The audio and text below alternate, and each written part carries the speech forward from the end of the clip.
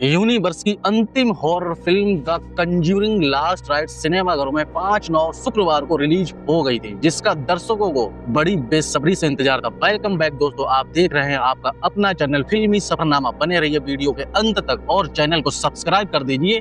आपके एक क्लिक का बड़ी बेसब्री से इंतजार है। यह फिल्म वैसी है जैसी आप डरावनी फिल्में देखने गए हो, लेकिन बीच बीच में हंसी मजाक का बोनस भी शामिल हो जाए। कभी दिल जोर से धड़कता है और कभी खुद पर हंसी। पैरानॉर्मल मामलों के विशेषज्ञ रहे एड और लॉरेन वारन दंपति की आखिरी केस को द कंज्यूरिंग लास्ट राइट्स में दिखाया है। यह फिल्म द कंज्यूरिंग फ्रेंचाइजी का 9वां भाग और कथित तौर पर आखिरी भाग है। पुराने कंज्यूरिंग हिस्सों की झलक देखकर तो ऐसा लगा कि जैसे अचानक पुराने दोस्त से अंधेरी गली में टकरा गए, पहचान भी लो और काम भी उठो। कहानी the conjuring last rites film की शुरुआत होती है साल 1961 से, जहां लॉरेन वारन, बेरा फर्मिगा और एड वॉरेन पैट्रिक विल्सन एक आईने की जांच करते हैं। फिर दिखता है कि लॉरेन प्रेग्नेंट है और उस आईने की खौफनाक दृश्यों के साथ साथ अपने अजन्मे बच्चे को देखा, जिसके बाद उनके पेट में दर्द होने लगता है और फिर एड आनंद फानने में हॉस्पिटल लेकर जाता है, जहां उन्हें एक बेटी होती है, वो भी मरी। हालांकि ईश्वर से प्रार्थना करने पर उनकी बेटी कुछ ही मिनटों में जिंदा हो जाती है और रोने लगती। जूडी को अपने सपने को नियंत्रित करना सिखाती, जिससे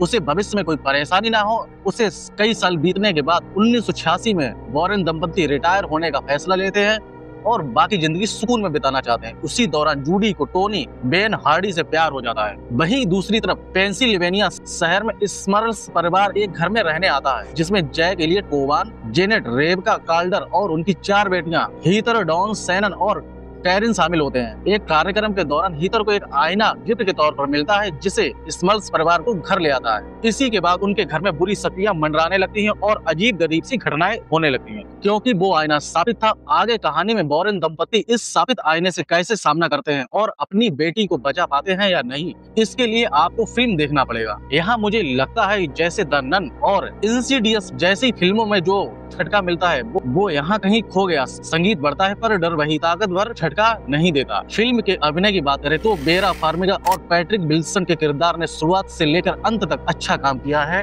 वहीं मिया टॉमलिंसन ने भी अपने किरदारों से लोगों को चौंकाने का काम किया, खासकर क्लाइमैक्स सीन्स में। हालांकि कुछ सीन्स में वो बेहतर और हो सकती थी। इसके अलावा बेन हार्डी, एलियट कोवान ने भी अपनी भूमिका में दम दिखाया। अंत में बेन हार्डी के किरदार ने भी दर्शकों को आकर्षित किया।